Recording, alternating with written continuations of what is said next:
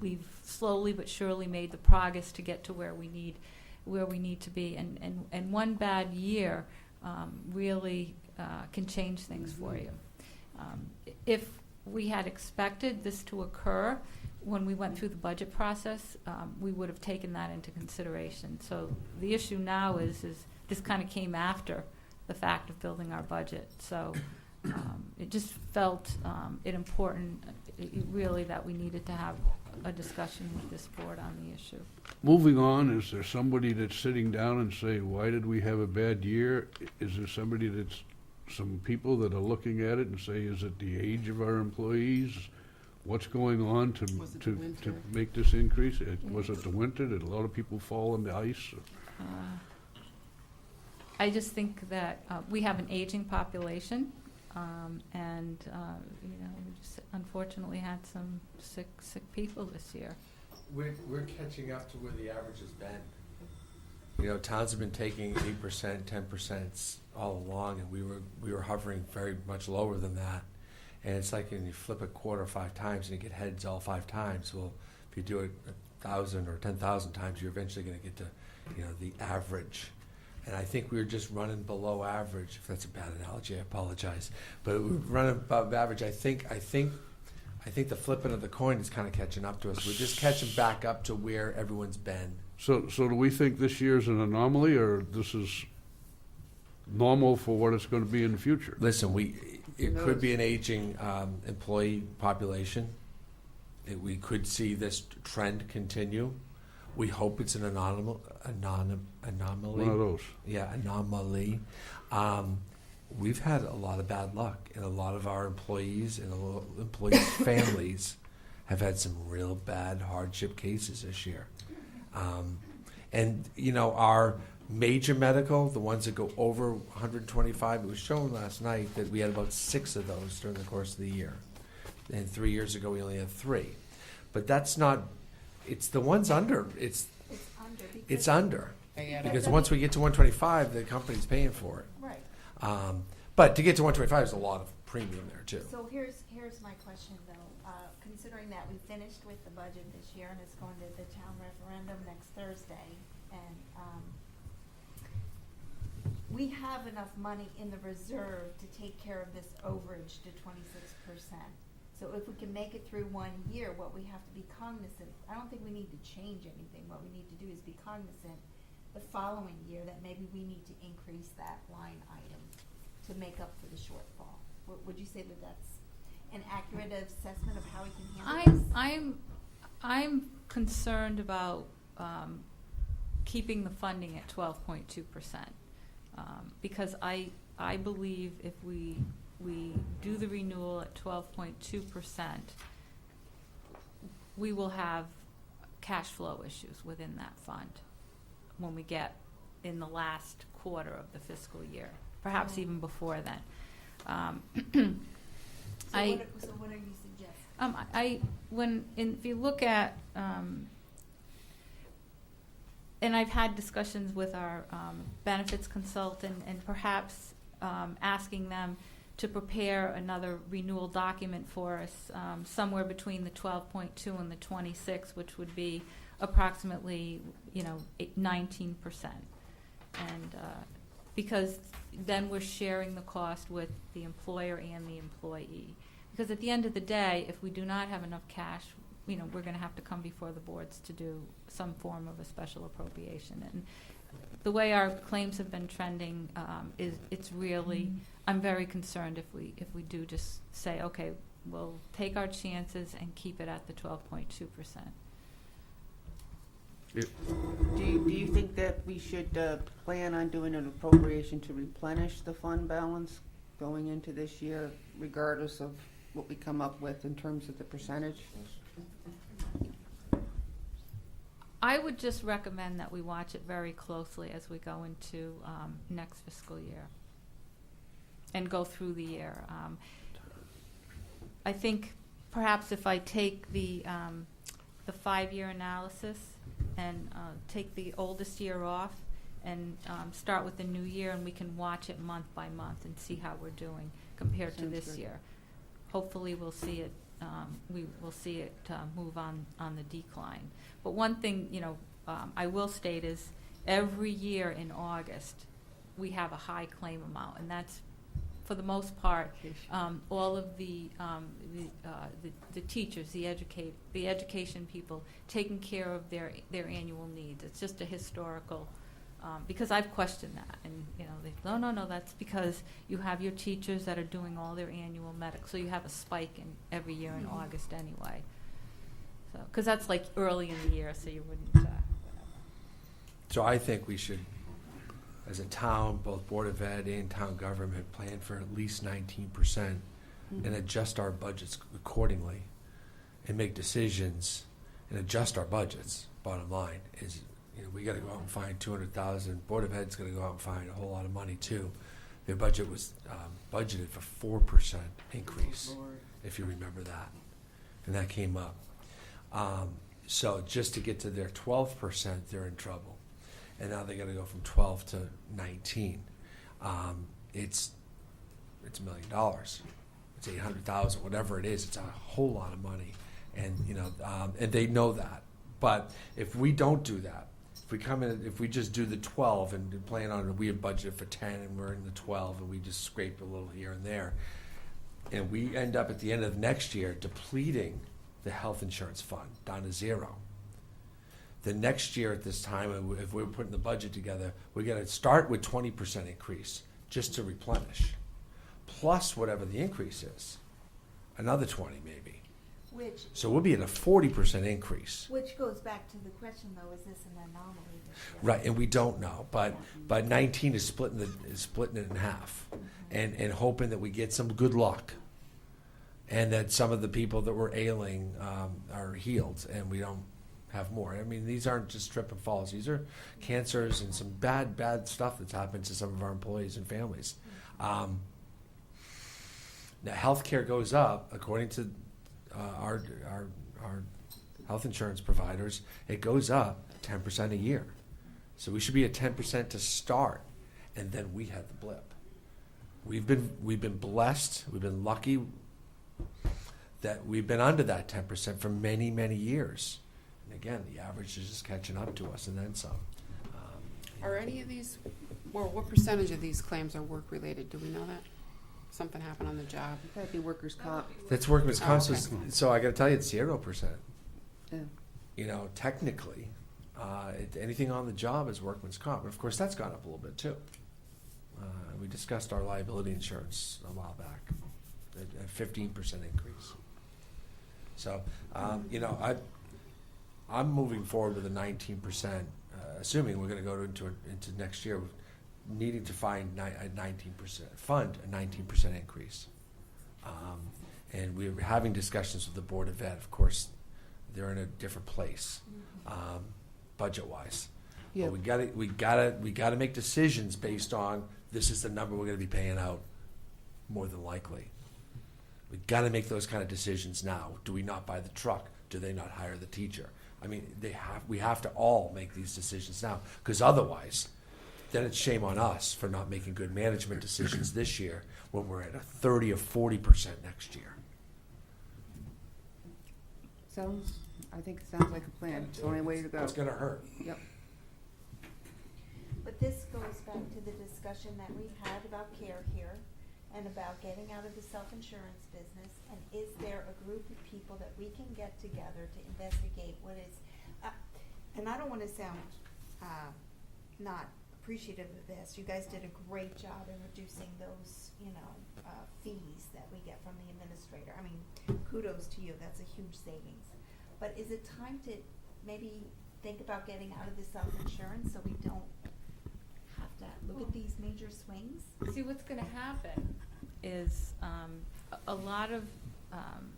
when municipalities made the change from being a fully insured plan to a self-insured plan,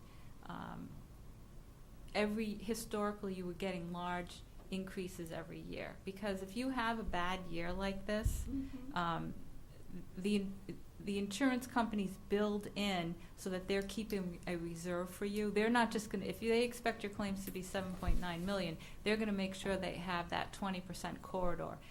on your behalf in their coffers. So if you were fully insured, a year like this can cause you to have even larger increases than you have when you're self-insured. Because you're funding what you need for claims. If you have to pay on a fully insured basis, you're funding what you need for claims plus that additional 20 or 25%, along with what they think you're going to have as your incurred but not reported at year end. You said we had 3 or 6 that went over the major medical, the 125 mark? Yes. It's the ones that are under, but they were under 2 at one point. So far. So And there were, I think, they identified 40 claims for us that the lowest one was 25 and, up on to the higher ones. And there were, I don't remember how many, but there were a lot between, like, say, 40 and 90,000. There was a good number of those. And I believe the total amount of claims for just those 40 claims was over $2.5 million. So how do we, if it's even possible, manage where they go? Because I know we talked about the clinic, and so I guess a question I'd have is specialist versus primary care. So if we're looking at this big increase, take out the 6 catastrophic over our reinsurance cap, how do you manage it? I mean, is a lot of it where they just pick to go because they have a serious illness and now they're going to more of a specialist as opposed to a primary? Because we all talk about wellness and everything, but the reality is, That would be where's the part cost of it. containment? I don't have a I question. don't have an answer. Yeah. Either. It's a good question, but I don't think anyone would have the answer. I'm not to sure that. if you can control that Hmm. necessarily. You can control the little costs, like the care here thing, Right. like the little clinic for the doctors. Or do we track it at all? appointments. I mean, when they come in, do we obviously know where the bills are being paid to? Is there? No? Okay. No. How Would it you know works. that with HIPAA? How I mean, how do you it wanna works read- is we enter into an agreement to allow the provider to debit the funds from our bank account. So we just see, like, okay, today we're going to take $159,033.52 from your account. We get they send us an electronic advice so that we see what they're going to take out of our account on a daily basis. Well, it's not daily. The minimum amount they'll withdraw is $20,000, so that they're not with, if you have a small amount like that, they're just not going to withdraw. So They let them pile up. they wait until they have a cluster, and then they do it. Except for at the end of the month, then they'll true up on the last day. So if they have to take 15,000, they would take 15,000. So it's not a daily drawdown, but we've had some in the 6 figures. So what action do you see that we need to take tonight or in the near future? I No think you have action. to amend the budget. It's an informative conversation. One more thing that should come up is in the spirit of care here. Our carrier has offered to us, free of charge for the first year, a program called Teledoc. Take a step back. Teledoc would be if you have this very minor thing that you know you need a script for. Maybe it's the flu season. Maybe it's poison ivy. I get poison ivy every year. I have to go to the clinic, see a doctor to tell me it's poison ivy to go get the steroid shots or steroid medicine. I know when I have strep throat. And I don't know if they can do this by webcam or if they just ask for your symptoms. There's a few things that they can do. But that's The offered, doctors. that's offered now. That's a new thing that's offered under many standard And health we're insurance plans. going to Teledoc. be able to offer it next year to our employees in a trial basis. Then If they that's use it, part they of use your it. insurance If they package don't, they anyway. don't. But our health care system will be charged a $40 fee rather than a typical visit to your primary care, which would be a $150 fee. There might be some built-in savings here. It'll be convenient for the consumer because I'm calling from my kitchen or from my desk, and then I'm calling in a script, and then I'm picking it up and going home. It's not a doctor's appointment, which is not easy to get these days, or standing in line at the clinic on Saturday morning down by the shack, Charter Road. How robust is our wellness program, our preventive care program? We have a health and safety committee We practice safety standards at work, of course, and we did have a how much was that? That grant, $25,000 was given back to us by our health provider to give out to employees for wellness programs. So we had yoga on the beach. We had different programs that employees could choose to use, whether it was a health It massage. seems to me you've been doing a good or- job in the wellness over the We're years focused and on building upon it. it. And you Yeah. remember, there's a health fair every year, and we are focused on it, but I think I think that this is just a That's some bad reality. luck. It's not so much the population, it's a reality that has to be dealt with, and it's a benefit. And I like the idea of planning for the 19% and doing what we need to do. Why you pursue look at other alternatives, but. And one last note, I thought I read a blurb in the paper. It was actually a letter to the editor, so I never saw the article. Something about a Care Here type clinic. It was a clinic, health clinic, being opened in Montville at the high school. Now, I pledged to do some investigation on that. I'll call the first selectman or go up to the board up there.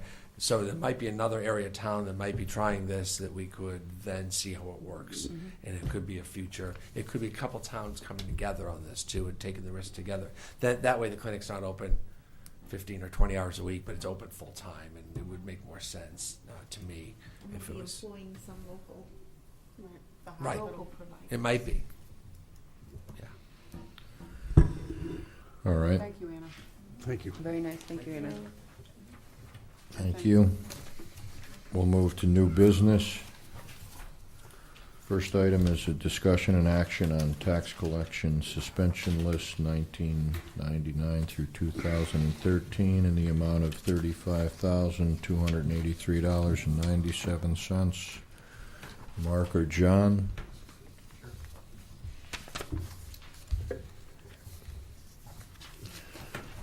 Have you all had a chance to look at the suspense list? Certainly. Yeah. For the record, your name? Oh, John McCullough, East Line Tax Collector. Good evening. Evening, Mr. Chairman. Board.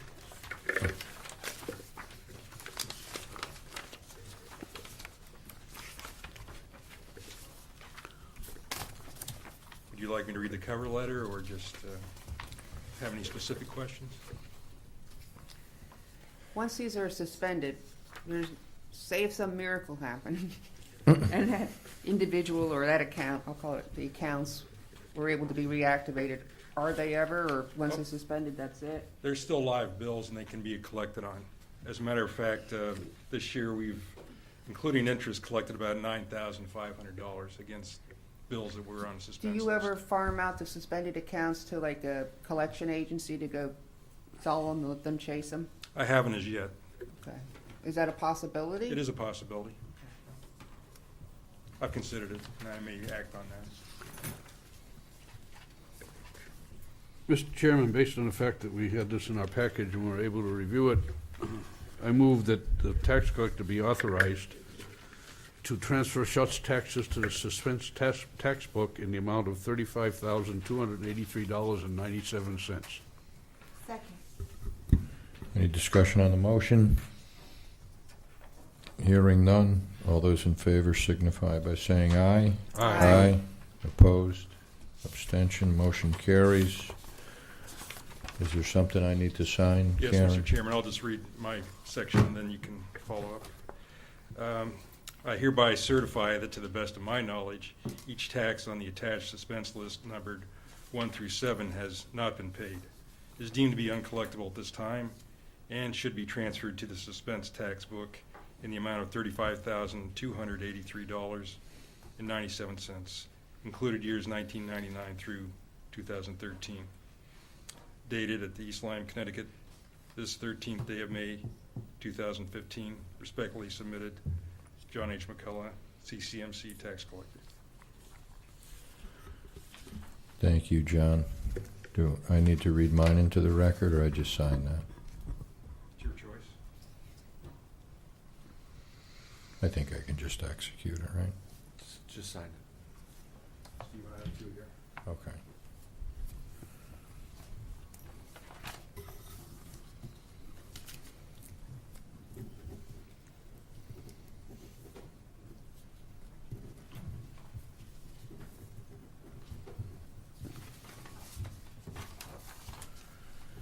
Thank you, John.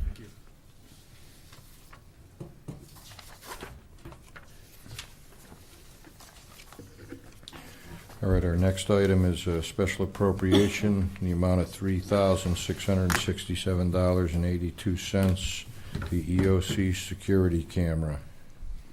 Our Deputy Fire Marshal, Chris Taylor, is here to answer any questions about this camera, the need for it, the cost for it. Hi, Chris. Hi, sir. Good afternoon, everybody. Hi, Chris. Your name for the record? Chris Taylor, Deputy Fire Marshal. Good evening, Chris. Good evening, Mr. Hardy. What can you tell us?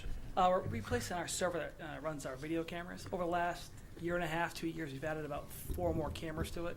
We currently get about 10 days right now of hard drive of space that we monitor 24/7 on those cameras. With this new server, we'll be able to go up to about 35 or 40 days. So if any of the cops, Parks and Rec, the transfer station need to get any data off it, it takes sometimes a week or two to figure out some stuff that's missing.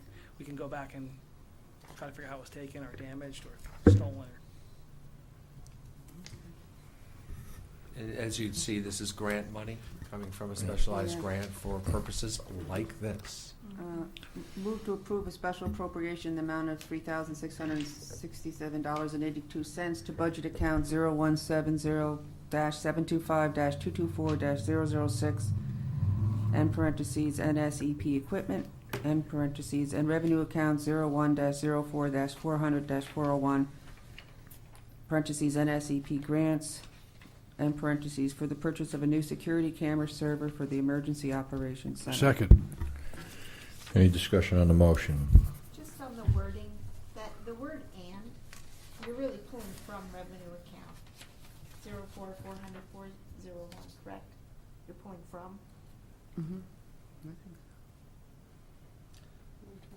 To budget. We're increasing both accounts by the amount of grant. So it Yes. nets. Okay. So you're thinking, Camille, that it would say from revenue account instead of and? That's what I thought. Yeah, I Oh, agree. that it changing would- the word. So that it would Yeah. reduce, currently there's $41,750 in that account, So in that two. NSEP grant. So if you pull 3667 from it, we're gonna have a balance of 38,082. Am I reading that correctly or incorrectly? What we're doing here is we're going to increase both the revenue and the expenditure account in the budget by the amount of the request. All right, because it's a grant. Correct. And it has to go in the revenue account and then back Right. out. So it Oh, goes there's in no as way to use revenue, it. comes out as expense because it's a zero-sum game to us.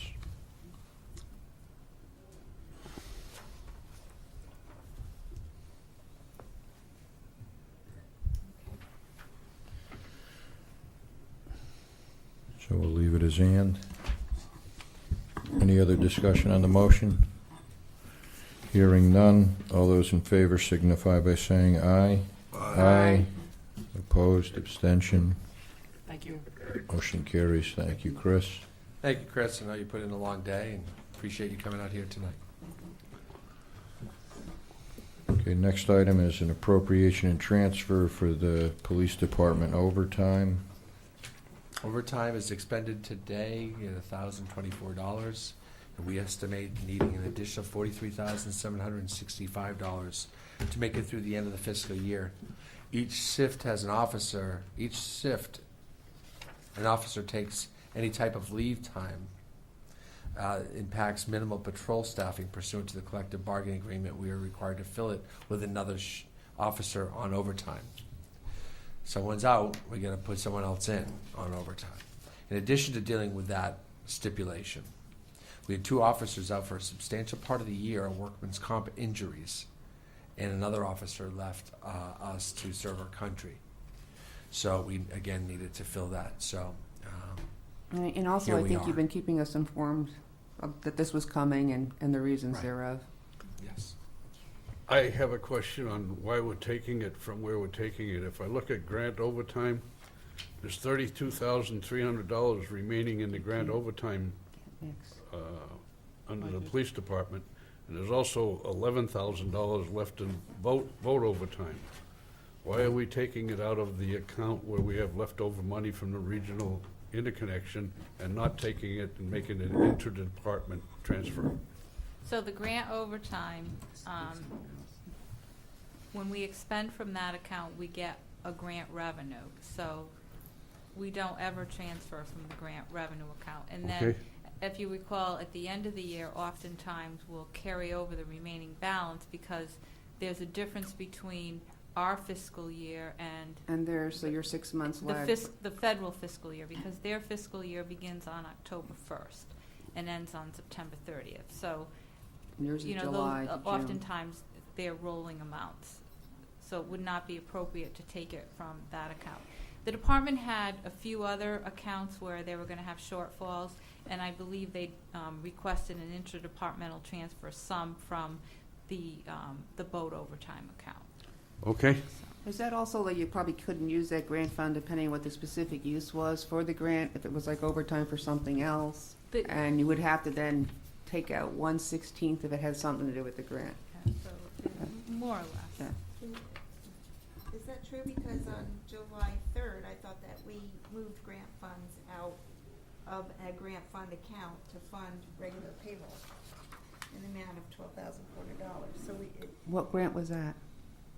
No, that we the would. comprehensive DUI I think we increased enforcement the. program. Oh, you know what? Okay. Yeah, you might do. I think what we did on that one is, that grant was, a portion of it was for overtime and a portion of it was for equipment.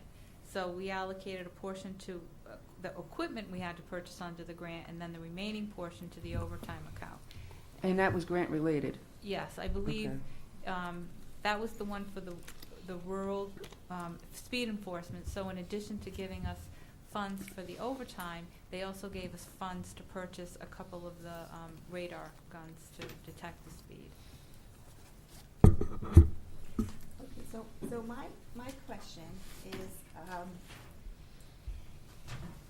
these two officers that were out of a large portion of the year, was that short-term disability? Was that long-term disability? Was it Workers' comp. disability and- Workers' comp. Workers' comp? So it wasn't disability insurance, but how long were they out for? I don't Well- have that in front of me. Yeah, maybe I worded that, I guess my question is, would we have saved on the salaries of those officers because they were getting paid out of the workers' comp insurance program? I see what you're asking. That is my question.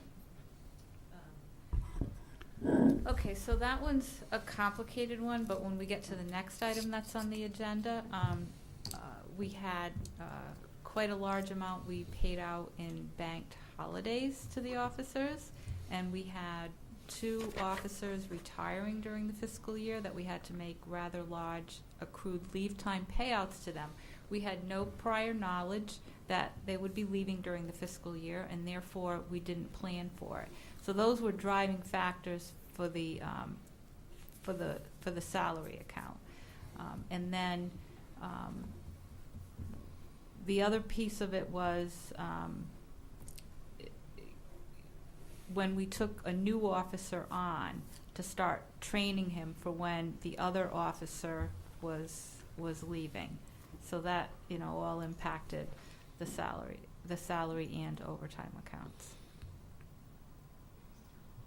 Okay, so basically, we had an additional staffing, an additional officer in place, which would have increased the salary line. I'm just, you understand where I'm going with that. I'm just thinking that if we have an increase in overtime because we had to cover for the people that were on workers' comp or disability or whatever you call it, we should have had a similar amount of savings in the salary Right. account. And so, yes, that was my next question on the next request, is why are we so much over in salaries? The driving, a Is the part of minimum it manning is the, rule? a part of it is the holiday pay, and that's over 45,000. And then I believe the 2 officers there was about 40,000. So, 85,000 right there That wasn't- relative to those specific items. Right, okay, so, all right, I'll save my question for Okay. that on the next one. But, So is this an anomaly? I'm gonna ask that, right? I don't remember what we budgeted It's for a new- overtime The for next year. overtime, It's gonna be. Well, are we gonna be I'll in the use that same too. boat next year, is what I'm asking. This is a big chunk. We better ask them now if anyone plans to retire or bank their Well, holidays. Well- It's the Take right 'em, question to damn it. ask. When we get to the next one, we're gonna be talking about overtime again, and we've already transferred $43,000 into that account once so far this year. And from April 2nd to May 8th, in the salary account, we've spent $134,000 already. No, from April 2nd to May 8th, we increased our spending in that account by $134,577, which if you multiply that out, that'd be a budget of $1.6 million for the year, for which we only budgeted 1.4.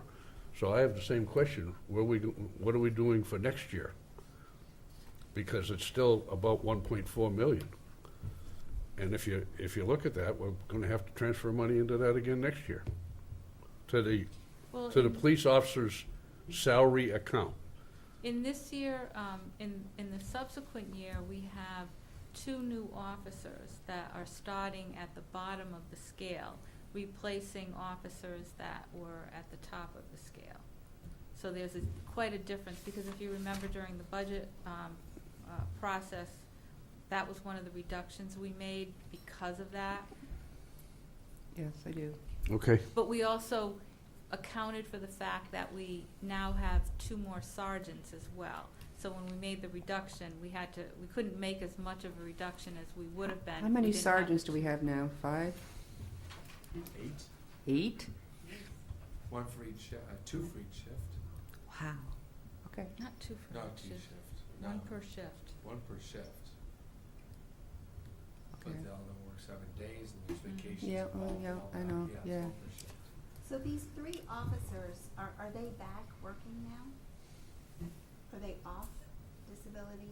Are they, and? One even though- retired, Okay. and then the officer that is serving will be back in the fall. Okay, so 1 out of the 3 still needs to be covered for overtime in the next 2 months. Right.